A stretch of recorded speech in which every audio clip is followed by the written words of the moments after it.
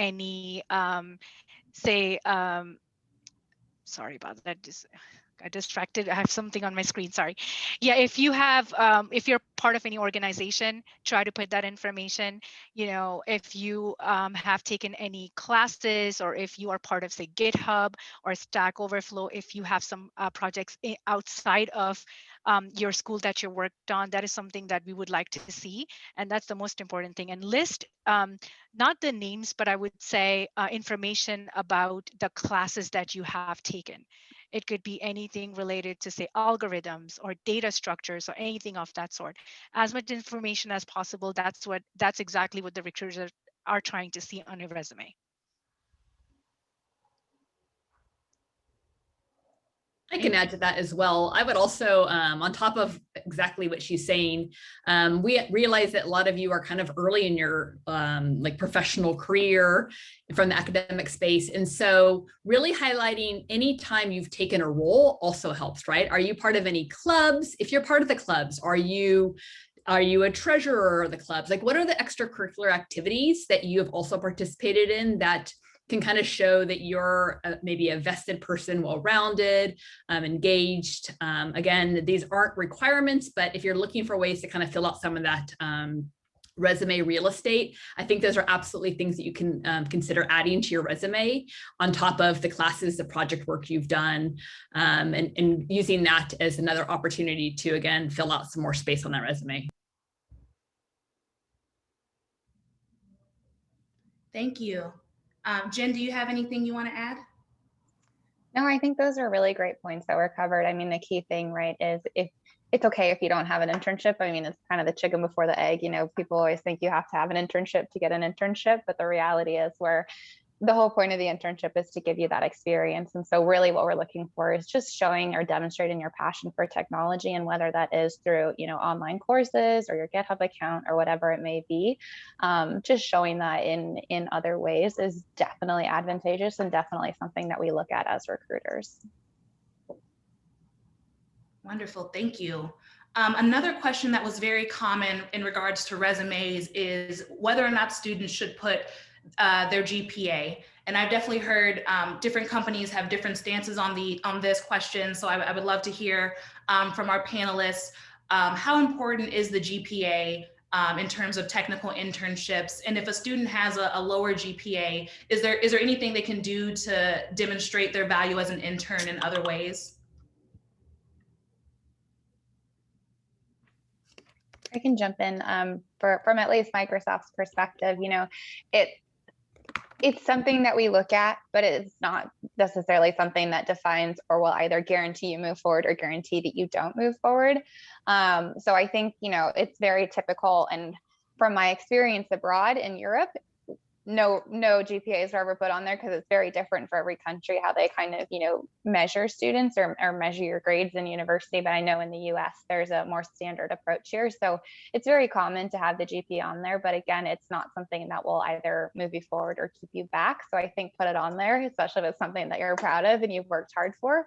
But don't be scared to put it on there if, you know, you have a GPA that you don't consider high, because I think, again, it's just one piece of information that we look at as we're reviewing applications. Yeah, and that's a great point, Jen. And also from Verisk's standpoint, you know, good GPA or great GPA is you know, always great, right? But that's not going to be the deal breaker. You know, the most important thing is your aptitude for learning. How positive you are in terms of, you know, taking on new challenges, how much of an interest you have in the technical field, right? If the manager sees two profiles, one has 3.6 GPA and the other has 3.0, it's possible that the manager will take a look at the resume with 3.6 GPA, but that doesn't mean the one with 3.0 is going to be discounted. It's just that, you know, you just have to prove yourself in terms of how much of an interest you have technically. And you might have some additional background, additional experience, and additional projects that you might have worked on, you know, so it's not a deal breaker, honestly. But if you have a less GPA than 3.0, it's advisable not to put anything on the resume. Yeah, I would definitely echo both things that Jen and Meg said. we do look holistically at candidates at Capital One. It is not just one thing that could make or break you. So yeah, if it's below 3.0, I would lean also to possibly deciding not to put that on there and just highlighting some of the other things that you've done that are exceptional for the companies to be able to make their determination about moving forward with you. But it can be so many more things, like what clubs are you in? What extracurriculars are you doing? Are you showing leadership experience? It's definitely not just GPA. And speaking from SAP's point of view, we're actually finding that to be less and less important. So for a large program that I recruit for, we don't look at GPA. What I would say is that if you're including it in your resume, and anything you include on your resume, you should be prepared to speak to it. So if you do include a number that maybe is lower, just be prepared to explain, because we realize, one, that not everyone has the ability. They may be juggling a lot in their personal life that doesn't lend itself well to being able to dedicate, working on your grades 24/7, right? Maybe you're taking care of family members. Maybe there's a lot going on. And also I realize there's a lot of people from later grad dates. So maybe you're freshman and sophomore. I mean, some of these are gen ed classes. So they don't necessarily speak to the track that you're going to in terms of what you're going to graduate with. So again, I'm finding companies are sometimes doing away with GPAs or really weighing that in and maybe looking more at the skill sets. There's still a handful of companies, as we heard, that are including that. But again, be prepared to kind of speak to it if someone does bring up like, oh, I saw this, or you can even bring it up on your own accord. But again, anything on your resume, I feel like you should be prepared to speak about. Excellent. Thank you. Thank you, ladies. Another anxiety that I hear a lot from students, and that was submitted as a question through this event, but also just from my time at CodePath, is about this perception of there being target schools that companies want to see. Can you all talk from your experience or from maybe your company policy about, are there certain schools that students will have a better time of getting a job from rather than not? How do you all evaluate school selection when you're looking at candidates? I can start on this one. So, I mean, I know speaking just from FactSet's perspective, I think, yes, we do have target schools that we recruit from, but they are target schools because someone or some candidates, several candidates trailblazed for their school. And whether or not that was just, successful alumni or candidates that were able to kind of get in front of FactSet at an event that we hosted. We host hackathons or tech reviews or LinkedIn and resume reviews, fairly often throughout the year.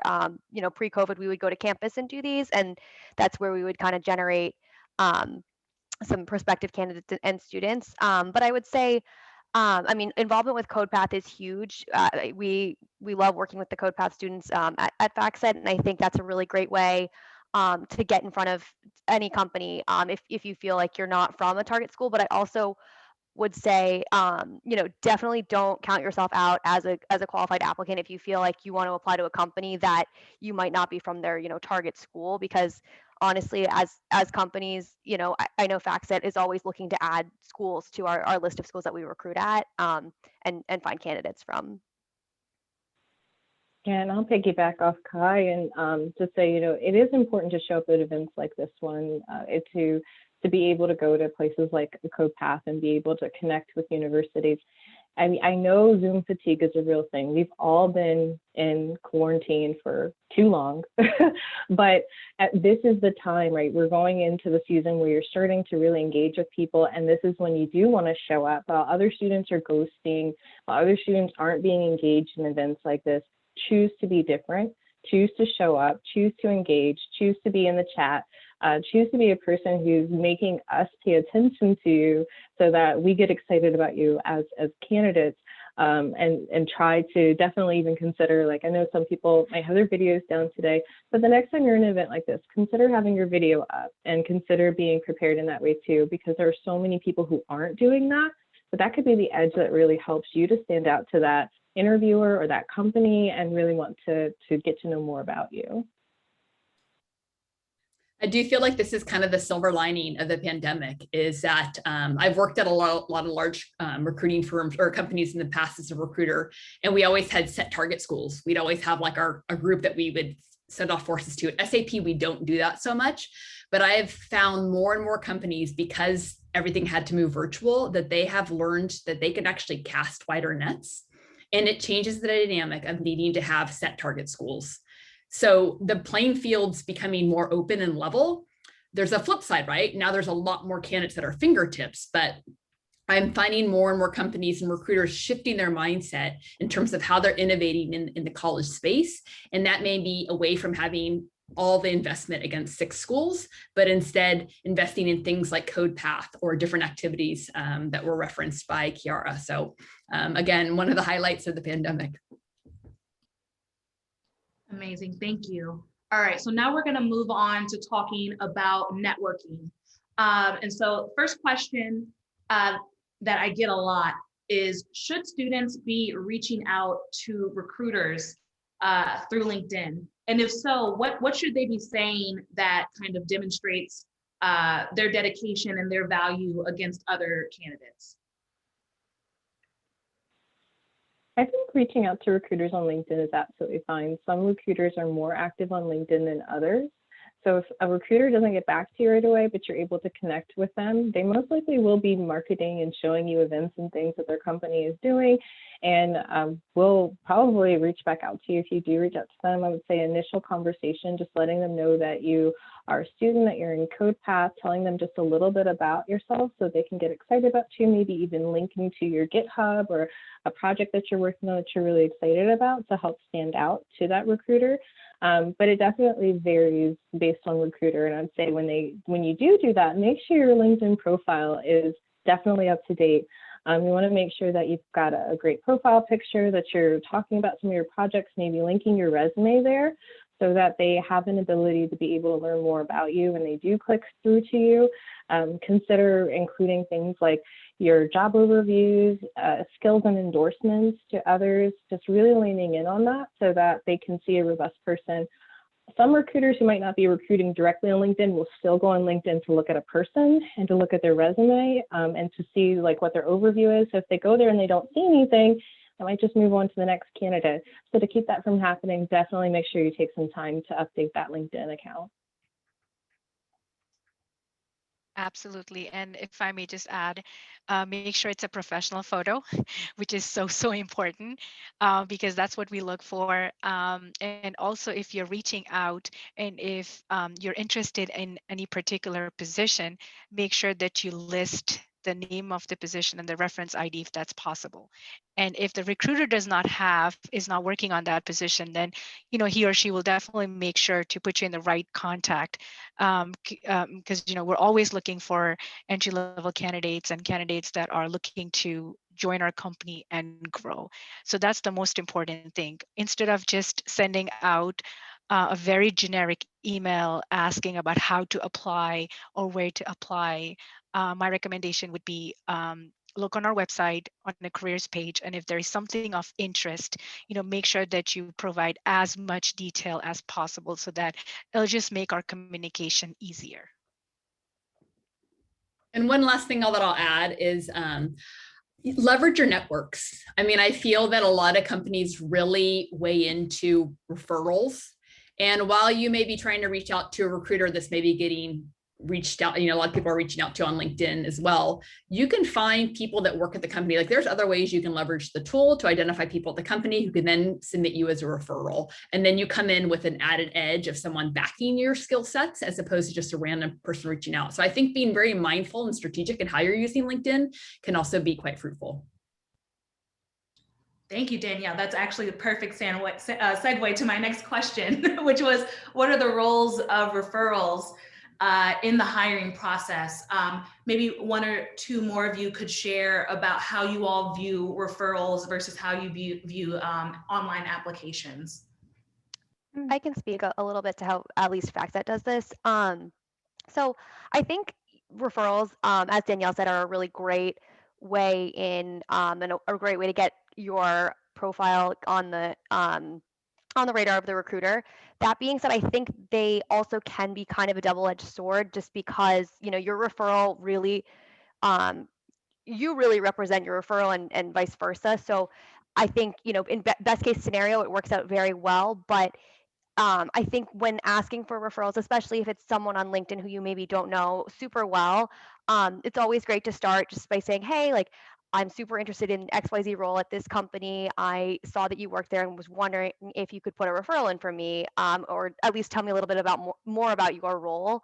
I think sometimes it can get a little dicey if a internal employee will submit a referral of a candidate that they don't really know and can't really speak to their skill set, just because, say you make it through the interview round and the recruiter is pitching you to the hiring manager and saying, hey, I think they'd be really great on your team, and here's why. Also, they were referred. We don't want the hiring manager to go back to the referrer and say, okay, well, can you speak to XYZ, and have the person say, oh, well, I actually don't really know, or I had a class with them in college. They seem good. Um, and kind of go down that path. But so overall, I would say I think referrals do play a bit of an important role in a decision. But that being said, um, I think it's kind of the like best case scenario when a referral works out over someone who just applied and kind of made it through their way on through the process on their own, at least at FactSet, is from what I've noticed. I'm happy to jump on that as well. I think similar at Microsoft too. We do get a lot of referrals, and we definitely will review the referrals. But what's key is, having a well put together resume and being able to show off your skills. So it might help you get in front of a recruiter a little bit faster, but then you still need to have the demonstrated skill set to move forward. So I don't know, I'm kind of, unsure if it's really advantageous. I think instead of reaching out to random people on LinkedIn and trying to get that, referral, focus on creating a really great resume, a really great LinkedIn profile, and kind of continuing to build your skill set. Because I think in the end, that's going to be what helps you land an opportunity, versus, maybe having someone, kind of push your application forward.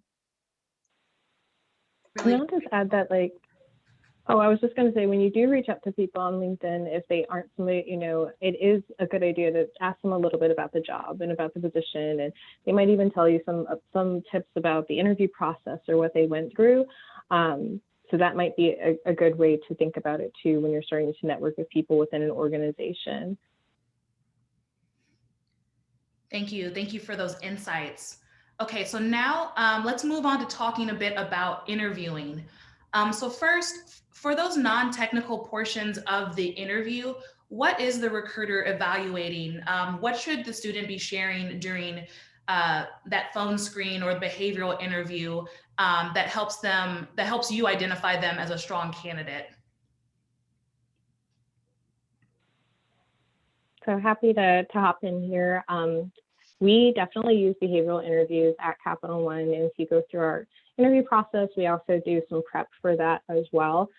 We are looking for people who can show ways that they've influenced others, that they've assumed leadership, that they've worked on a team. It is important that you give very specific answers and targeted answers when you do answer behavioral interview questions. You want to speak about what you did, even if you were working on a team. That is really important, and also give tangible results. So if you say something like, for example, that you increase sales, you want to know by how much. So don't just leave it at I fixed bugs in this app. You want to be able to expand upon that. You also want to try to be concise and give examples of short and targeted examples, not something that's too long-winded, and try to avoid fluff. And definitely be honest. It can be a little tricky when you're in an interview and you feel nervous, but you can feel like you want to exaggerate on your experience. But if you do that, and a recruiter, we are lie detectors, right? That's kind of our job, is to see if somebody's telling the truth. So if we feel like you aren't being honest and truthful, that could definitely play against you. So it's better to just be honest about that. And if you haven't already, definitely look up the STAR method. That's situation, task, action, and result. And try and get your stories to be in that way, so it's easy for somebody to follow through. So it's just a couple of tips. No, I completely agree with you. And also, honesty is the best policy, because trust me, we will find out one way or the other. And most importantly, research about the company, which is so important. Whenever you talk to a recruiter, it's very important because the recruiter wants to know how much do you know about the company. You know, what spiked your interest in this role? What is about the job description that excites you to apply to our for this company? So it's very important that you research, get your thoughts organized, which is so important, rather than provide some long-winded answers. You know, it's very important to make sure that you're asking the right questions, research the company, get your thoughts organized, which is so important. And then thinking about the technical side of the interview, a lot of students find themselves in the position where they have an interview coming up and then they try to cram on leak code. And sometimes that can work and sometimes it doesn't.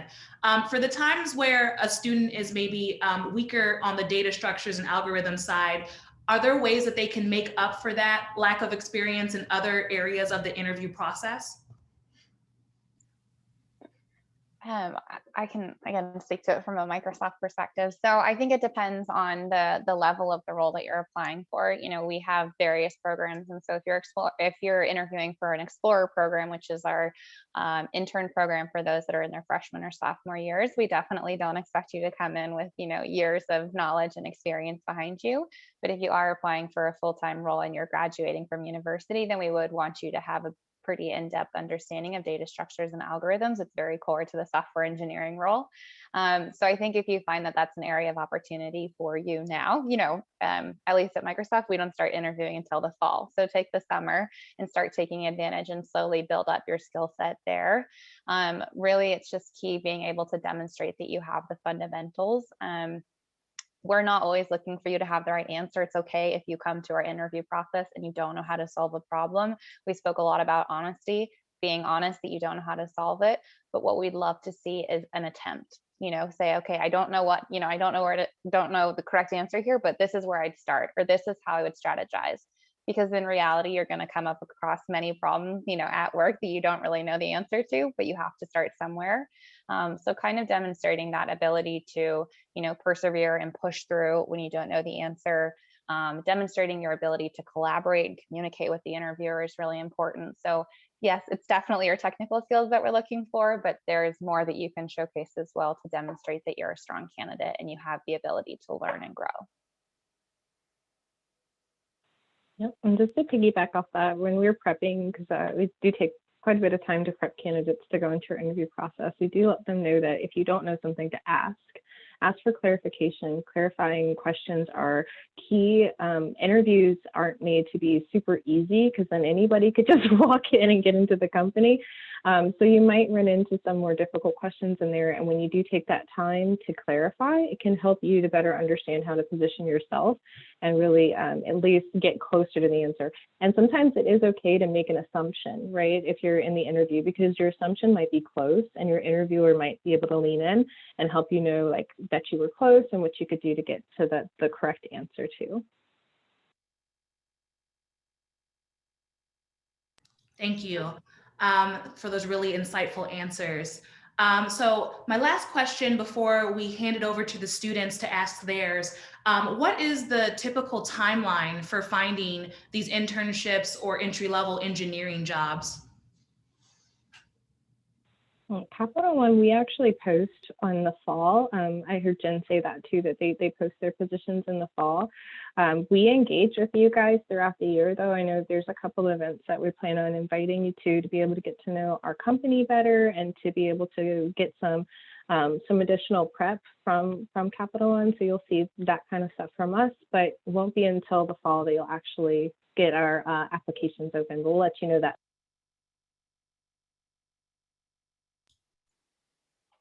Yes, Microsoft, we'll post our applications in August generally, and we do a lot of our hiring between September and December. SAP often we have a year-round internship program, so you could find roles posted at any point. So if you join our talent community, you can be notified if something's popped up that maybe fit your qualifications. FactSet also posts our internship and full-time opportunities in the fall. And Verisk is all year round. So if there's anything that comes up, feel free to check our website, and positions are always up there. Amazing. Thank you. All right, we're right on time. So for the second half of our event tonight, I would love to hear from some students and give you all an opportunity to ask your questions to this amazing group of panelists. So when I call on you, I would like you to turn on your mic, say your name, where you go to school, and what class year you're in, and then go ahead and ask your question. Okay, so the first person I see, they're on an iPhone, but they don't have their name listed. Can you come off and say your name? Hi, good afternoon. Sorry, good evening. My name is Milo Paul. I'm currently enrolled at the University of Maryland, Baltimore County. I'm a graduate student with a strong interest in mobile development, specifically iOS. And what's your question? Yes, I just have a question in regards to the hiring process at SAP. Is it required that candidates have a strong knowledge of data structures and/or algorithms? For SAP, it's very team or hiring manager dependent. So I would say most teams do, but it totally depends on that team and really what they're looking for in terms of like the particular person and what they're going to bring to the table. I always tell people, be prepared for any sort of interview, any sort of question, and again, be able to speak to your resume. But we're not as structured as some other companies in terms of having really formalized interviews that happen at each stage. So it really is the discretion of how that hiring manager and what they're looking for in their candidate. Thank you. Awesome. Thank you. All right, so next we have Ogochukwu.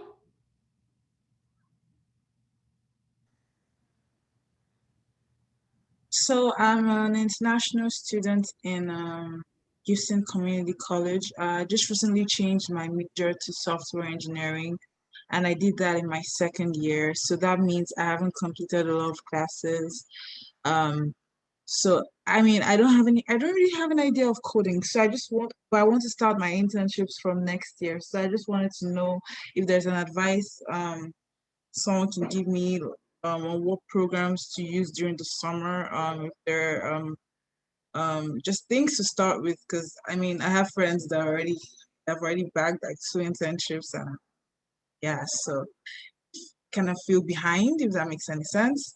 And then I also wanted to ask if you all have advices for international students, because I'm also an international student, and it's kind of hard of trying to look for jobs for an international student. So I just needed some advice and all. Thank you.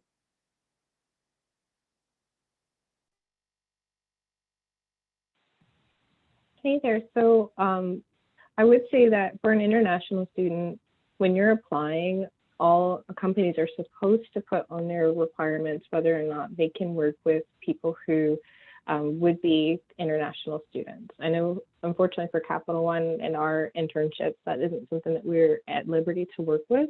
But I think that that's something to definitely look for. So then you're not applying to positions that you wouldn't be able to move forward with. You can really focus on those roles that you would have the best opportunity with. And as far as technologies, I would say really look at the companies that you're most interested in. Look at the tech positions that they have posted, because they will have the technology stack that they work with within those job descriptions. And then you can really focus on those, because that obviously is where you would like to go.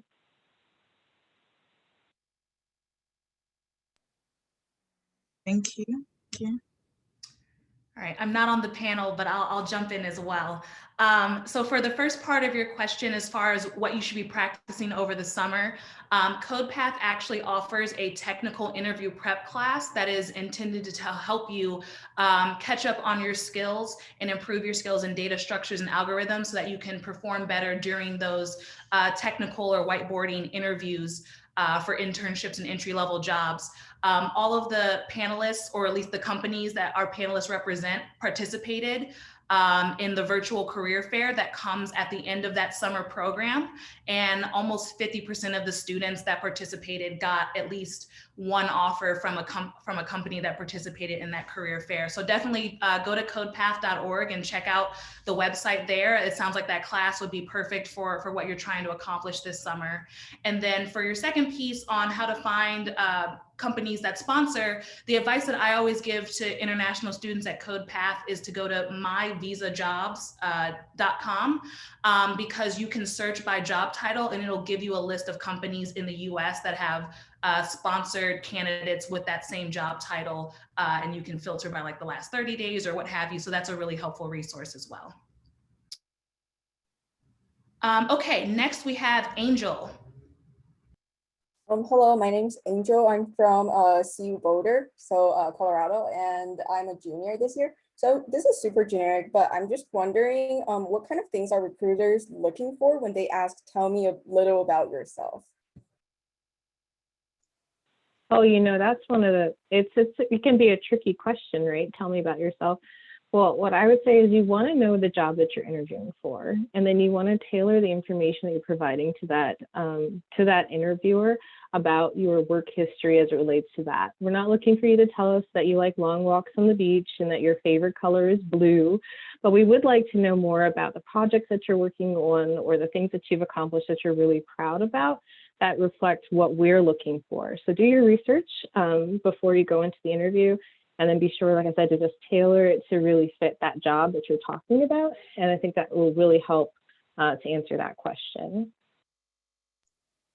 Kira, I think that was a great response. I think the only thing I would add is make sure you practice it so you can be concise. I know sometimes when we get a little flustered in interviews, we can ramble and you can end up, coming out with information that you weren't planning on sharing or that's not really relevant. And especially in those first interviews, you might not have a whole bunch of time. So just being really intentional with the information that you're sharing and making sure you're speaking to why you're interested in that company and why you're interested in that role and how your skills align is a great way to kind of attack that question.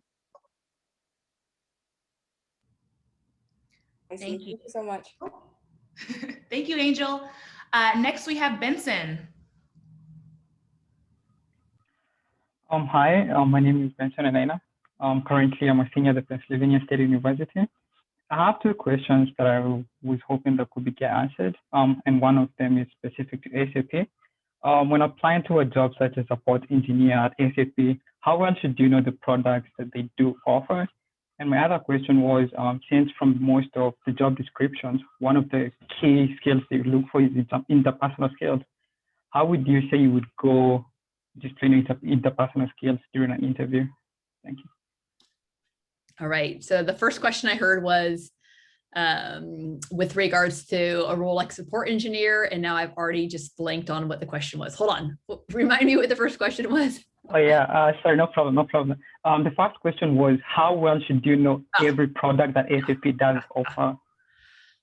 I mean, let's be real. That is going to take a lot of studying. I mean, there's so much that SAP does. There's so many products we have. I would not feel like you would need to know that. I would think you should be familiar with high level stuff that's currently in the news, stuff that's maybe relevant to that particular team. I feel like those are the things you should zero in on. We're not a company that's going to test you on something that's like really looking for the needle in the haystack of things. We want authenticity, we want passion, we want a lot of that stuff. So I would, again, focus on maybe what's relevant in the news if it's interesting, maybe what that particular team does, do a little research on that particular team, do a LinkedIn research on, what that person does, etc. And have some familiarization, but don't feel like you have to exhaust yourself by having everything fully wrapped up. In terms of your second question, I think you mentioned something around interpersonal skills and how to answer that for an interviewer. Is that what the question was around? Yeah, how would you go about displaying some interpersonal skills during an interview? Interpersonal skills. Wow. I mean, I am a firm believer of just being yourself, being authentic. Like I am not someone who likes when people sell themselves, oversell themselves. I think that you should make sure that you are representing yourself as best possible because we really want a good match. We want someone that's a good fit for us and someone that feels that we are a good fit for them. Interpersonal skills, I mean, I'm trying to think of an example of what that would be in terms of maybe a behavioral interview. I think that you just need to represent who you are. There's so much talk right now about culture fit, better posed maybe as culture add. And I think it's really being challenged at companies, at least at SAP, on really what we're looking for. We're looking for someone that looks like just like everyone else on the team. Maybe not. Maybe we want someone to shake things up. And I think that's where we're starting to reevaluate what is a culture qualifier for us in some of these behavioral or situational interviews. So again, I think you got to come being who you are. You don't want to come into a company who's kind of bought into you because you fit what we thought you are, and then you're kind of in the situation where you're not really feeling your authentic self at work. I think that's the beauty of the company. It's super down to earth. People are pretty like, work-life balance is great. The cultural dynamics great. And I think that just resonates with the fact that, you know, bring who you are and represent, but don't try to fit into a mold that you think we're trying to cater to. I hope that answers your question. Yeah, thank you very much, Daniela. Yeah. All right, great questions. Next, we have Aldo. Hi, can you hear me? Yes, we can. Awesome. Hey, my name is Aldo Sakaras. I'm a student at Florida International University, and the expected graduation date is 2023. This question is a bit specific to my case, but I have industry experience in systems engineering as well as project management, and I would like to transition into software engineering. What would be, in your opinions, the best way to make this transition? And would it be probable to land a full-time lead while still in school? Or should I focus my efforts on my current position and maybe try to leverage an internal transfer into that sort of field? Well, I mean, I can tell you that at Capital One, we have a program called our CODA program, and that is for people who are looking to get into software engineering. That is a full-time position, and we would be interviewing for it this fall for next year. As far as your current situation, I think I'd have to talk with you a little bit more to understand really what the internal dynamics are of your organization to see if it would be a best move for you to try to look internal. But it's not bad to research it and to find out what that would be and how that would look so that you could understand that. So say look for a company that has a bridge that would help you to be able to do that. Continue to work with CodePath and organizations like this that can expose you to companies and really be able to look at your skills as a software developer versus your previous experience. So that would be my advice. And just to add something to that, you know, it all depends on what software development work or engineering work you're looking to get into. So it could be, you know, .NET, you know, Java, what have you. So we are currently interviewing for something called software delivery and engineering position, where you're basically an IT generalist, you know, assisting a director or a program leader with various, you know, core IT related job responsibilities. So, you know, just like how Kiara said, it's important for us to know what exactly you're looking to do when it comes to software engineering, because software engineering is very broad. So that is something that I would recommend. You know, try to look at a broader job responsibility and then see what exactly you want to do versus, you know, being fixated in one aspect of software engineering. All right. Thank you. Thank you, Aldo. Sorry. All right. Next, we have Samuel. Hello everyone, my name is Samuel J. I'm a second year computer science student from the University of Ghana. So I have two questions. The first is that does CodePath have like plans of extending their technical interview prep outside of the US? I feel like candidates from Africa will benefit greatly from that. The second question is diversity recruiting in Africa. So I know there's a program called Africa to Redmond, which is for Microsoft. So they specifically recruit talent from Africa. And I want to ask Jennifer Travis if that program still exists, because I heard it was done in 2018. I don't know if it still exists. And also, like to the other recruiters, what's their take on recruiting from Africa and like relocation and like, yeah, so that's basically it. I'll just jump in real quick on your first question about CodePath. Currently, yeah, we're only scoped to the US. We're trying to take over the US before we expand to other countries, but that's definitely something that could be possible in the future.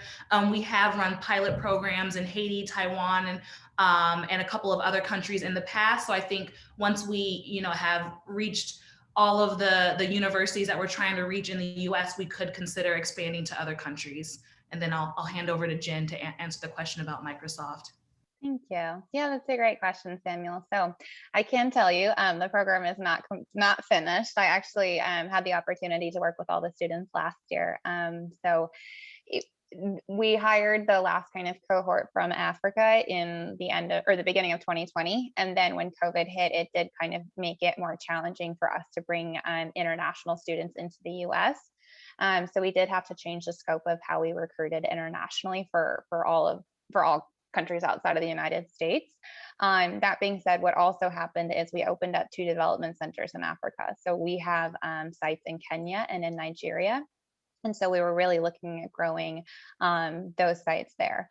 So I can't really speak to what our plans are for next year, but I definitely know we will be hiring into those 2 sites.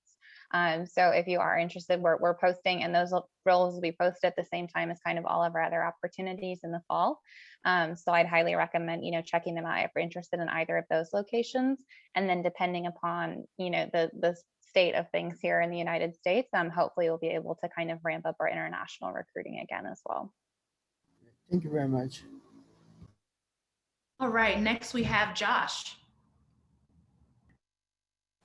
Hi, can you hear me? Yes, we can. Cool, thank you. I'm Josh Chao. I'm a 3rd-year computer science major from University of California, San Diego. And I just want to say thank you guys all for answering our questions. It's been super insightful. And my question is that all of your companies have some sort of large software project.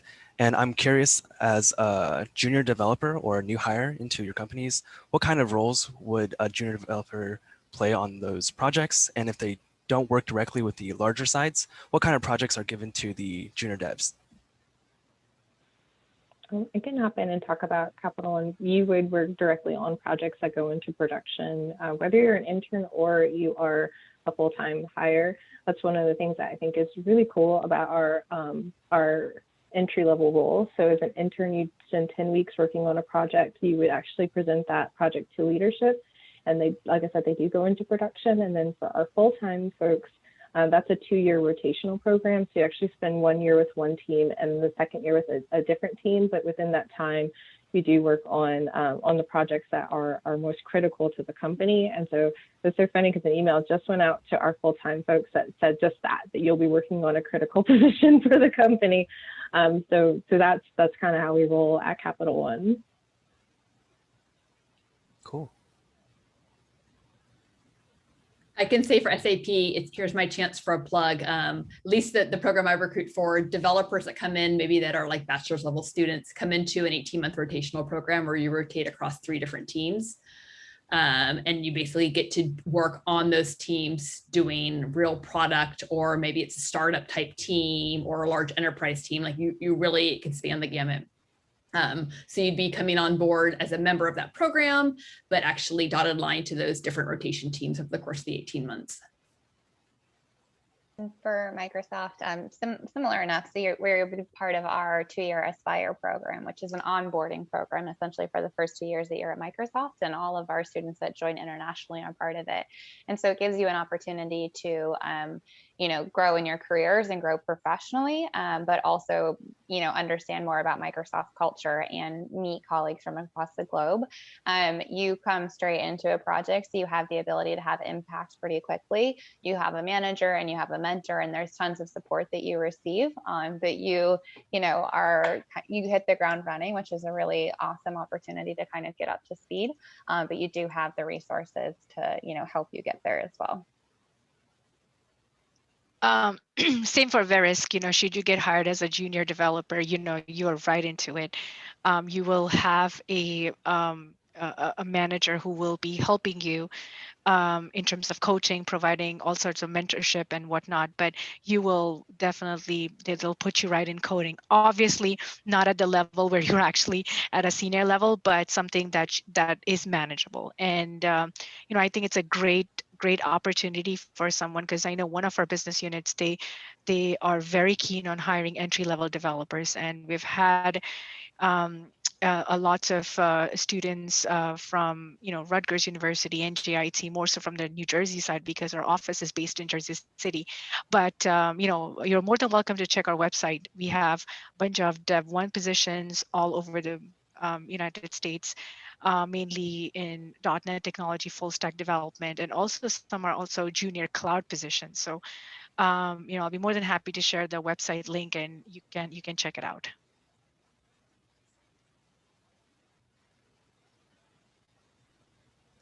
All right, thank you all for your responses. And next we have Maria. Hello? We can hear you, Maria. Hi. I'm Maria. I'm a graduate student at Arizona State. And I graduated in 2022, I think summer. And my question was I have some job experience, but I was only there for less than 2 years in a consultant role. And I don't really have any references, because I was mostly isolated in there. So I was wondering, should I include it when I look for a role? I want to be a software engineer. How would I do that? Should I just leave it off my resume or what? If I heard you correctly, you were there for 2 years? No, less than 2 years. Oh, I mean, I would say put it on your resume. Be prepared to talk about it. Even if I have no reference, the reference checks might come at the point of getting an offer. And the reference checks might just be that were you employed. I mean, companies do it differently, but maybe it's were you employed there at the date you said you were employed. So I think that I feel like you absolutely should talk up anything that you can bring to the table that would be representative of yourself and actually would benefit, the team knowing in terms of your background, your experience. And it doesn't have to always be directly related to software development. If you did consultant roles, I would say great. And you can totally spin that in a way that would be advantageous. Look at, you know how to actually consult, you know how to work with maybe teams, you know how to break things down and solve it. You can always find ways to spin what you bring to the table to make you sound unique and make it kind of glow. So that would be my 2 cents. Absolutely. And I totally agree with Danielle. That's almost 2 years of experience. You really don't want to let that go to waste. So anything that you can talk in regards to what you did, your experience and what have you, you should definitely talk about it. Okay. So I should still try to find a reference. Is that what you guys mean? I think I was talking more in reference to including it as maybe experience that you have on your resume. The reference can come later. I think that you definitely, I mean, the point of the whole resume is getting your foot in the door. The references is something that, is downstream. But if you're wanting to even get your foot in the door, having that sort of stuff can set you apart from the many other applicants that might come in. Okay. And then I had another question, what's the difference between LinkedIn and resume? We're not supposed to just copy resume onto LinkedIn, or I don't, I'm just confused. Well, LinkedIn is oh, go ahead. Okay, I'm sure we'll end up kind of saying the same thing. But your resume should kind of just be a short summary of your work experience and your university experience, and definitely try and keep it to 1 page. Sometimes I see students submit 5 or a 10-page resume, and it's tons of great experience, but it's definitely important to keep it targeted and intentional. Whereas on your LinkedIn profile, there's opportunity to kind of showcase more, I mean, you have more space. So you can definitely include more experience. You can also include organizations that you're part of, partnerships that you work with. You can include certifications. So there's just a lot more that you can showcase on there. You can get recommendations from people too, give recommendations. So I think it's more of just, it's more of a profile type thing, where your resume is kind of that 1-pager, just showcasing your job related skills. Kara, I don't know if you want to add on to that. I thought that was great, Jen. And I would completely agree. I would also say, think about when you're on LinkedIn, the things that you like and share, because that shows a little bit about your personality, about what you care about, what you're into. Being able to post things like the volunteer work that you're doing, being able to show projects that you're working on is another thing I see that I really enjoy when I look at candidates' LinkedIn profiles. Or you can actually even link your resume into your LinkedIn profile as well. So it can be a reflection of both. But yeah, you should definitely think about how you're presenting yourself as part of your brand, right? Because we all have a brand, whether we want to admit to it or not. And LinkedIn is your brand to companies and to the rest of the world from a professional standpoint. So you definitely want to think about how you want that to be presented and curated to reflect what you want others to see. Oh, okay. It's because like before, I was just copying it like word for word, like the position on LinkedIn, and then it's just like on the resume. Okay, that's not how you. Okay, sorry. We're coming up at the end of time, so I'm gonna have to politely cut you off. But thank you so much for the great questions, Maria. Thank you all so much for your time this evening. I really appreciate the time of our panelists, and I thank you for all of the hundreds of students that joined us this evening for your amazing engagement and all of your great questions. CodePath does have a technical interview prep course coming up this summer that will help you on your pathway to launching your technical career. We've had amazing success with this program. This is the 4th year that we're running it. Thousands of students have successfully gone into internships and technical full-time positions after taking this course. So I definitely encourage you to go onto our website and check it out. We'll also be running an info session about this program this next week, the same time as right now. So you can definitely go to our website and RSVP for that info session so that you can come and learn more.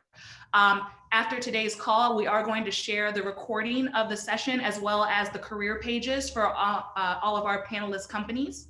And then if you have any additional follow-up questions, you can always send us a message at support@codepath.org. All right. Thank you all so much. And I hope you have a great rest of your evening.